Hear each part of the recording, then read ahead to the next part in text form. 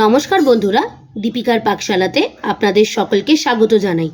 আবারও চলে এসেছি নতুন একটি রেসিপির সাথে। আজকে আপনাদের সাথে শেয়ার করব পেঁপের প্লাস্টিক চাটনি। বাঙালি মানে শেষ পাতে কিন্তু চাটনি থাকবেই, আর পেঁপের প্লাস্টিক চাটনি বানানো কিন্তু ভীষণই সহজ। আমি আজকে যেভাবে এই রেসিপিটি আপনাদের সাথে শেয়ার করছি, আশা করি অবশ্যই আপনাদের ভালো লাগবে। তো আসুন দেখে নেওয়া যাক আমার আজকের এই রেসিপিটি। পেঁপের প্লাস্টিক চাটনি বানিয়ে নেওয়ার জন্য আমি এখানে নিয়েছি একটা মিডিয়াম সাইজের পেঁপে। প্রথমেই আমরা পেঁপেটাকে মাঝখান থেকে দুটো ফালি করে নেব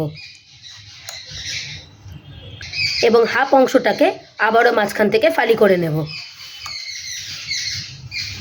এবার এই মাঝের অংশটা থেকে আবার দুটো করে ফালি দিয়ে নেব। পেঁপের যে খোসাটা আছে সেটাকে বেশ সুন্দর করে ছাড়িয়ে নেব।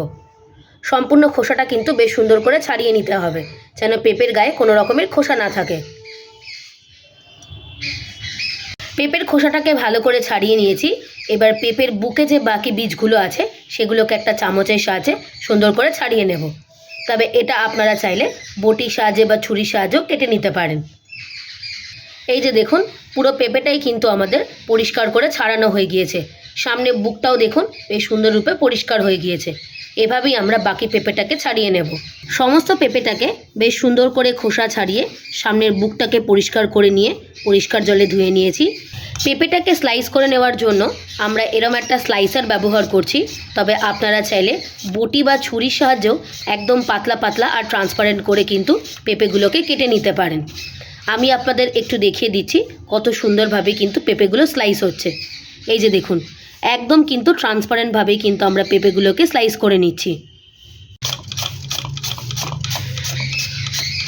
তবে এইভাবে স্লাইসারের সাহায্যে স্লাইস করে নিলে প্রত্যেকটা পেঁপের মাপ কিন্তু একই রকমই হবে।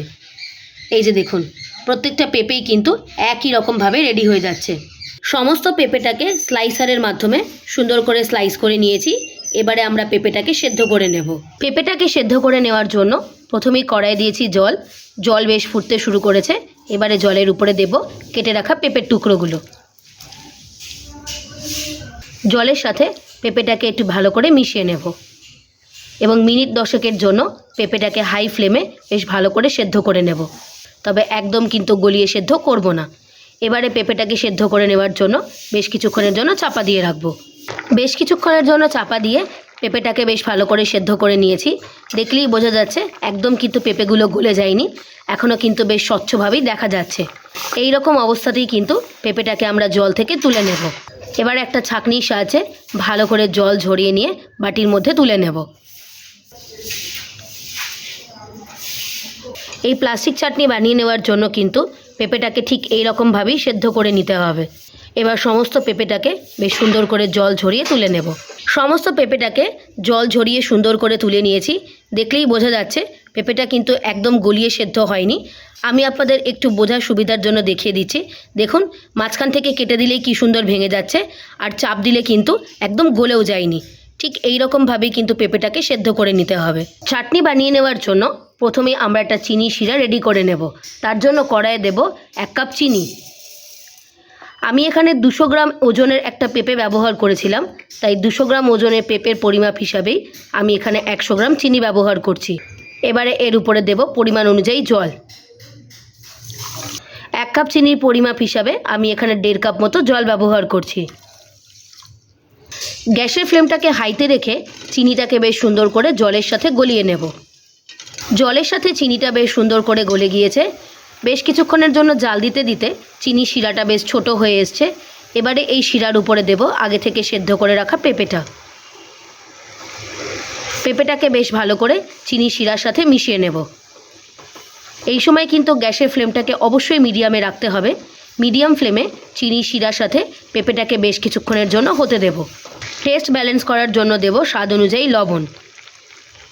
আমি এখানে নর্মাল রান্নার লবণ ব্যবহার করছি, তবে আপনারা চাইলে বিট নুনও ব্যবহার করতে পারেন। লবণটাকে বেশ ভালো করে শিরার সাথে মিশিয়ে নেব।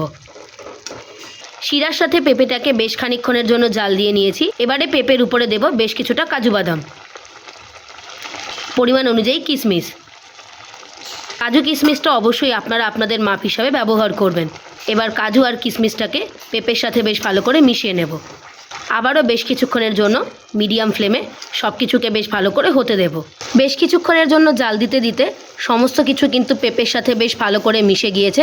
পেঁপের প্লাস্টিক চাটনি আমাদের একদম রেডি হয়ে গিয়েছে। আমরা এই রকম অবস্থাতেই কিন্তু চাটনিটাকে নামিয়ে নেব।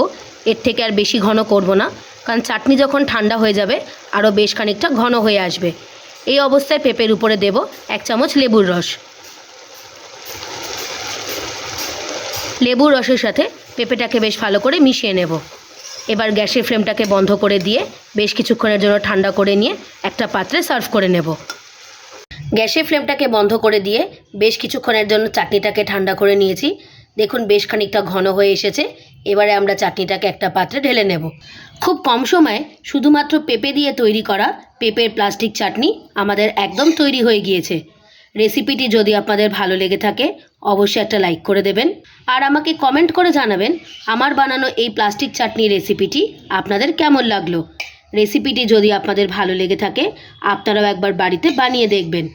আপনারা যদি আমার চ্যানেলে নতুন হয়ে থাকেন চ্যানেলটিকে প্লিজ সাবস্ক্রাইব করে দেবার অনুরোধ রইল, আর সাবস্ক্রাইব করে দেবার পরে পাশে থাকা বেল নোটিফিকেশানটি অবশ্যই প্রেস করে দেবেন আমার চ্যানেলের নিত্য নতুন রেসিপির আপডেট পাওয়ার জন্য।